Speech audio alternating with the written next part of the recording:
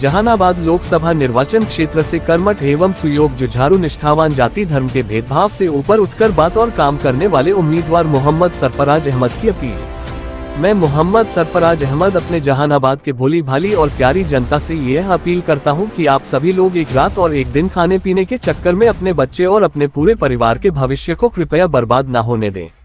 पुराने दौर को छोड़कर नए दौर में आए हमारे साथ साथ में नया जहानाबाद को बनाने में हमारा सहयोग करें। सभी बड़े बुजुर्ग माताओं बहनों भाइयों मित्रों को मेरा प्रणाम सलाम आदाब। Future of Dardha river Jehanabad Bihar. Jehanabad Bihar का एक ऐसा जिला जहां कुदरत का दिया हुआ सब कुछ है। बराबर की गुफाएं से लेकर शहर के बीचों बीच गुजरती हुई दरगाह नदी शहर की खूबसूरती में चार चांद लगाती है।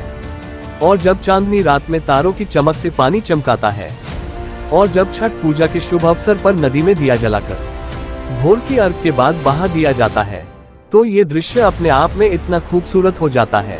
कभी कभी किसी खूबसूरती देवी का बयान अपनी कविता या कहानी में कर रहा हो।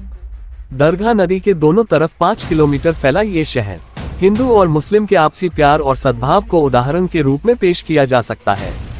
लेकिन हमारे जहानाबाद की ये विडंबना है कि हमारे देश की आजादी के 76 साल होने के बाद भी इस शहर के बारे में जमीनी स्तर से ना किसी ने सोचा और ना ही दरधा नदी के दर्द को किसी नेता में समझने की कोशिश की और ना ही एक अवसर के रूप में इसे लिया। लेकिन मैं सरफराज अहमद जब इस नदी के किनारे गया तो यह नदी जो मेरी मां जैसी है, सुखी जर्जर वीरान और तड़पती हुई मिली जैसे एक माँ अपने बच्चों के लिए रोती है। मानो दरधा नदी ये कह रही हो कि मैं कैसी नदी हूँ जिसमें पानी होकर भी पानी नहीं है।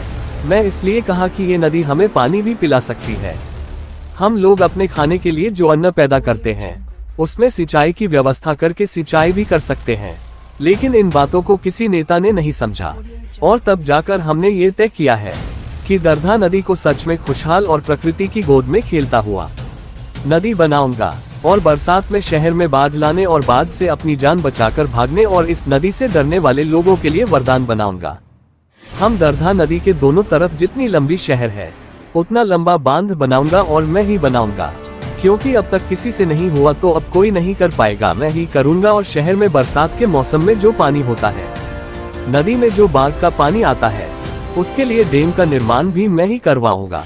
जिन लोगों के परिजन या माता पिता इस दुनिया से चले जाते हैं, चाहे वो लोग जहानाबाद शहर को हो या शहर के बाहर गांव से आए लोग हो, उनके लिए नदी को दोनों साइड में राम घाट का निर्माण करवाऊंगा और दरधा जमुना मिलन स्थली को एक पर्यटन स्थल के रूप में विकसित करना है और दोनों तरफ पार्क का निर्माण भी करना है और सूर्य मंदिर का निर्माण भी करवाया जाएगा और मंदिर और मिलन संगम स्थल तक जाने के लिए स्टीमर भी चलवाया जाएगा ताकि यहाँ टूरिस्ट का झुकाव हो सके और उनका भी इंटरटेनमेंट, हमारे शहर के लोगों का आय बढ़ सके और बेरोजगारी दूर हो सके, क्योंकि हमने देखा है कि कई देशों का आय का मुख्य स्रोत टूरिस्ट ही है।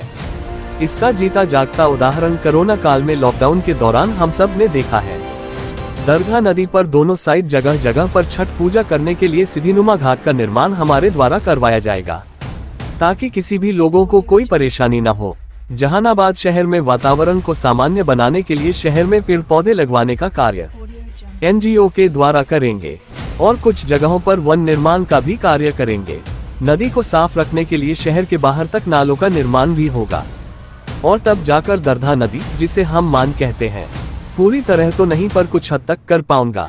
नदी के दोनों साइड पार्क निर्माण भी होगा, जिसका निर्माण छोटे जगह पर छोटा पार्क और बड़े जगह पर बड़ा पार्क के रूप में किया जाएगा। दरधा नदी के दोनों तरफ जो झुग्गी झोपड़ी में लोग रहते हैं, उनका दर्द मैं समझता हूँ। जिन गरीब मजदूरों के घर थे यहाँ, उनको हर सरकार में तोड़ दिया जाता है और उनको कोई घर भी नहीं दिया जाता है।